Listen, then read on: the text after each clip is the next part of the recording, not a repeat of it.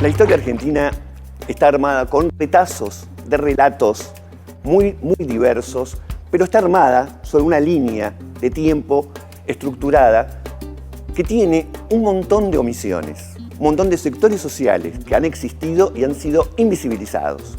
Tal vez el caso más prototípico de esto sea el de la colectividad o la comunidad afroargentina, que prácticamente no ha sido tenida en cuenta en la historia argentina. Y esto es un problema muy importante, no solamente por una cuestión de rigor histórico, sino porque tiene consecuencias hacia el presente sobre quiénes somos los argentinos y de dónde venimos.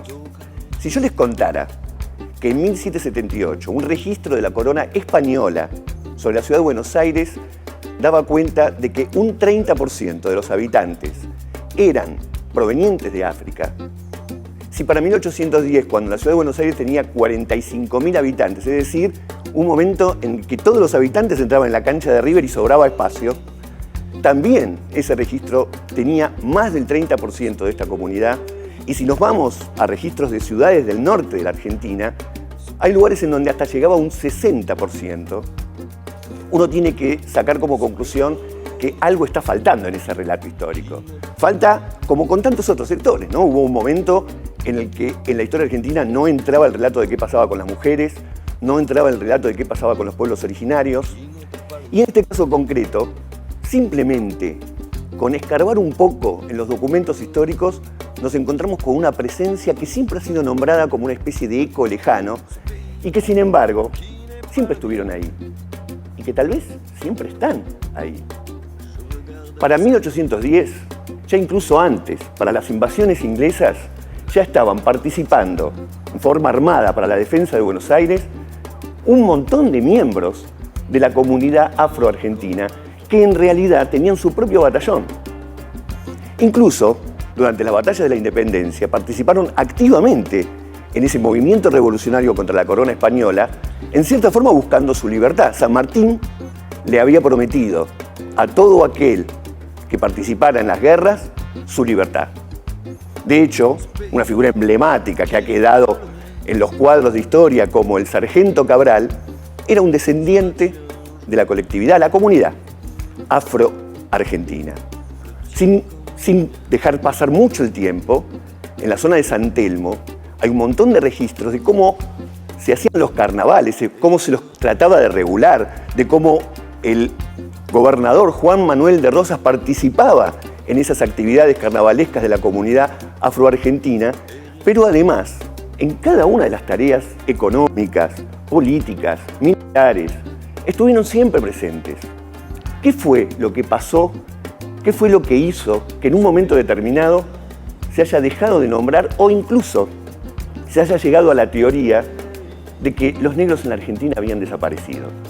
Se han elaborado algunas teorías que hasta el día de hoy, a cualquiera que le preguntamos que sabe un poco del tema, repiten. Por ejemplo, que la desaparición de la colectividad afroargentina tiene que ver con que los mandaron al frente en la Guerra del Paraguay, donde prácticamente se extinguieron.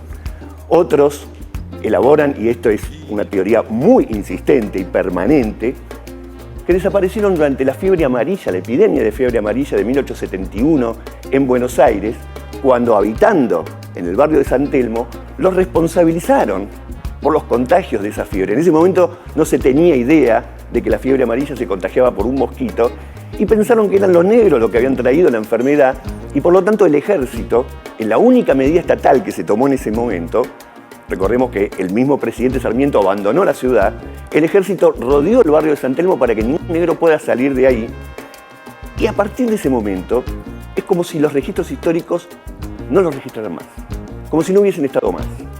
Estoy seguro que si le preguntamos a una cantidad de gente, incluso historiadores, ¿qué pasó con la colectividad afroargentina?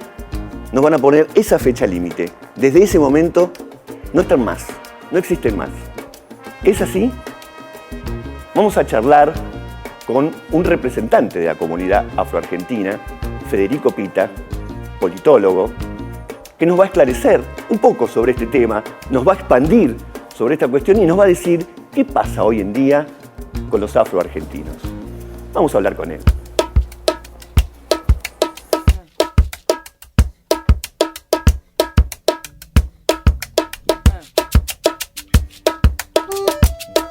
Federico, quedó una pregunta flotando en el ambiente. En 1871, después de la fiebre amarilla, ¿desapareció de la Argentina la comunidad afroargentina?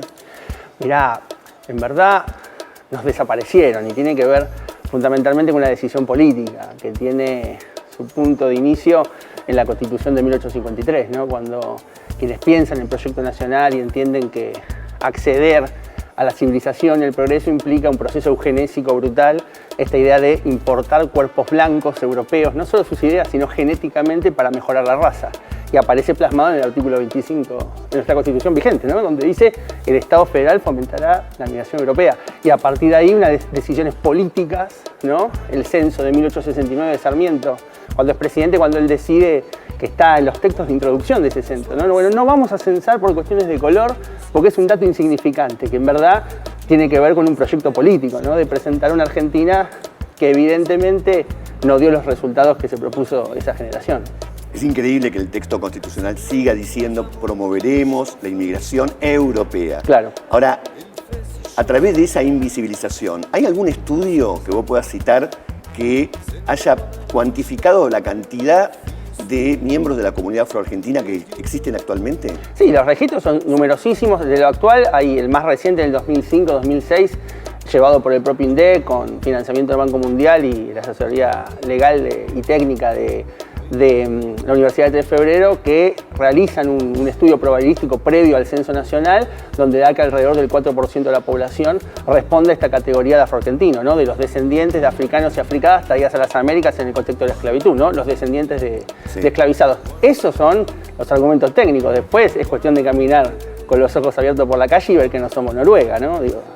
Vos sos muy de mirar y decir, este es descendiente de la comunidad afroargentina, aunque no lo sepa, cosas por el estilo. No, eso es un defecto que uno tiene, pero generalmente todos miramos quién es quién, ¿no? Cuando la gente, con ciertas personas se asustan con determinado fenotipo de persona, cuando un taxi no te para, cuando tenés la plata para pagarlo, ¿no? Pero digo, hasta el tercero no te para, o cuando el guardia de un lugar sistemáticamente te sigue, es porque están mirando los colores de la gente. Y los colores de la gente poco tienen que ver con la capa de ozono, sino que tienen que ver con una procedencia identitaria, ¿no? En este caso, la mayoría de la población argentina que es descendiente de pueblos originarios y también la comunidad afroargentina. Un lugar común que se ha dicho muchísimo es que la comunidad afroargentina, para decirlo como en el barrio se dice, los negros de Argentina, se fueron todos a Uruguay. ¿Qué hay de eso de cierto y cuánto eso es falso? No, es cierto que la cultura rioplatense es una cultura en sí misma y esa transferencia poblacional en todos sus aspectos es cierta.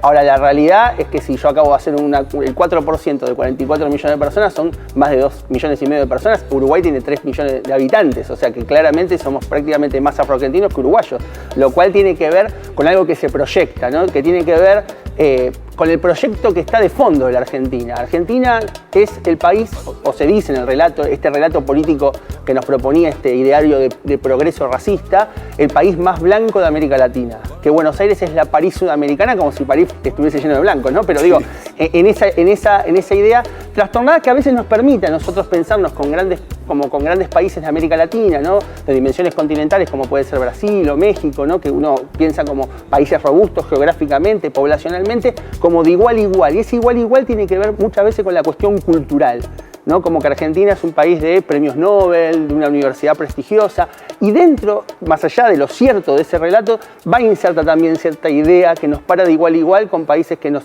quintuplican en población y con economías robustas. Y bueno, algo del germen de la cuestión racial figura en esa idea, y fundamentalmente un costo fenomenal, no solo para la comunidad afroargentina que vivimos explicando que existimos, que es una atrocidad, sino la consecuencia social de que los argentinos y argentinas en línea general no sabemos quiénes somos. ¿Y hay un ámbito en el que se reúnen, tratan de mostrar que existen, tratan de hacer ruido y reflejar en el resto de la sociedad su existencia? ¿Están haciendo algún tipo de tareas en ese sentido? No, bueno, sí, la comunidad afroargentina, yo me atrevería a decir que es una de las primeras comunidades en organizarse en el país, ¿no? O sea, si uno piensa en 1855, la primera asociación de socorros mutuos, lo que sería el germen del mutualismo o el sindicalismo en la Argentina, es una asociación afroargentina, ¿no? La primera vez que se pronuncia el término proletario es un periódico de la comunidad afroporteña de 1858 que se llamaba El Proletario. ¿no? Cuando se piensa que el anarquismo y el socialismo vino en el siglo XX, en la década del 20. ¿No? En la década del 20 es consecuencia de que existió la Revolución Rusa, pero en el Río de la Plata, cuando se habló de socialismo, cuando se habló de comunismo, ¿quiénes van a ser sino los descendientes de los esclavizados que hablaban de eso? Así que el germen de la organización figura de los primeros, vos hablabas en la introducción, acompañando las gestas emancipatorias. Se hablaba de libertad de 1810, pero la Constitución que da por terminada la esclavitud entra en vigencia en 1860. Entonces se lucha por una libertad que mis paisanos van a lograr recién 50 años después. Entonces sí, obviamente somos una comunidad muy organizada. Lo que pasa es que chocás de bruce con un relato del poder, un relato instituido, un relato oficializado, que necesita para cumplir su mandato de destino manifiesto que nosotros no existamos. Para hacerlo supuestamente tan blancos que somos, necesariamente no tiene que haber negros. Ahora, hay evidentemente un montón de rasgos de nuestra cultura que provienen de la cultura afroamericana, afro pura, ¿no? Del continente africano.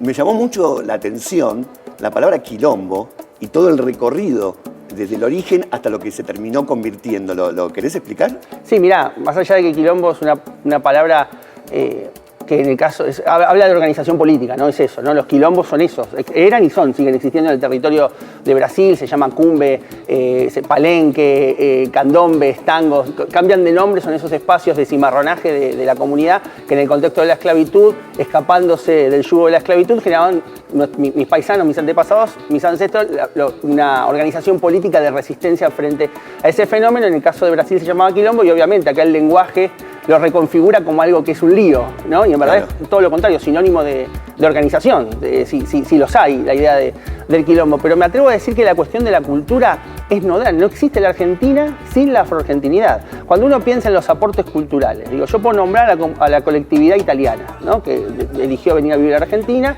y los que somos porteños, como es mi caso, desde hace muchas generaciones comemos ravioles los domingos. Pero yo no tengo familia italiana, ¿no? Me gustan los ravioles y punto, como ravioles los domingos. Eso es un aporte cultural. Ahora, si vos abrís un restaurante en Nueva York de comida argentina, lo que se come son achuras y dulce de leche, que lo inventamos los afroargentinos. Entonces, la realidad es que no existe la Argentina sin la idea de lo afro. Por eso, el costo altísimo que se paga cuando se invisibiliza o se niega la existencia de la argentinidad o se la extranjeriza. Esta idea de que probablemente hoy sea difícil sostener que no hay negros en Argentina, ¿no? Dice, no, yo conozco un profesor de zumba brasilero, pero el conflicto está en que no podés ser negro y argentino al mismo tiempo. A mi papá, que es más oscuro que yo, le preguntan todos los días de su vida de dónde es. Porque digo, el mandato, vuelvo a repetir, de ese proyecto atrofiado de la argentinidad nos obliga a pensarnos que somos otra cosa que no somos. Y en ese enclave, claro, lo afroargentino, la Argentina misma no existe sin lo afroargentino. Ahora, y para ir terminando, pero muy interesante lo que estás diciendo, me pregunto, ¿no? Porque uno cuando dice dónde están los negros, lo primero que busca es el color de piel. Ahora, evidentemente, por el número que vos tiraste de la estimación total, va más allá del color de piel vigente. ¿En qué te basás o cuáles son las características para decir tal persona es de la comunidad afro-argentina? Bueno, principalmente es una identidad nacional, la afroargentinidad, ¿no? Es una identidad nacional. Como negro probablemente es una identidad política, ¿no? Ahora, llevado a la cuestión del color de piel, es claro imaginar que la población, y sobre todo pensando que nosotros somos herederos de un sistema de castas coloniales, que digo, normativamente no existe más, pero que en la práctica existe, ¿no? Si la idea que los que eran la base piramidal y trabajaban eran los esclavizados, la servidumbre de indígenas y de pequeños propietarios, a grandes latifundistas, los europeos. Eso sigue intacto en nuestra realidad. Si uno mira el color de piel de quienes son las clases populares en Argentina, no es porque en las villas el sol es más fuerte que en el Congreso de la Nación, sino porque seguimos y somos descendientes de esos mismos. Ahora, el problema es hasta cuándo vamos a sostener que los rubios ocupan un lugar y los negros ocupamos otro. Bueno, una de las cosas para romper este círculo es romper con el silencio, por lo menos, y poder empezar a animarnos a hablar que eso existe. Muchísimas gracias, Federico. A vos por invitarme.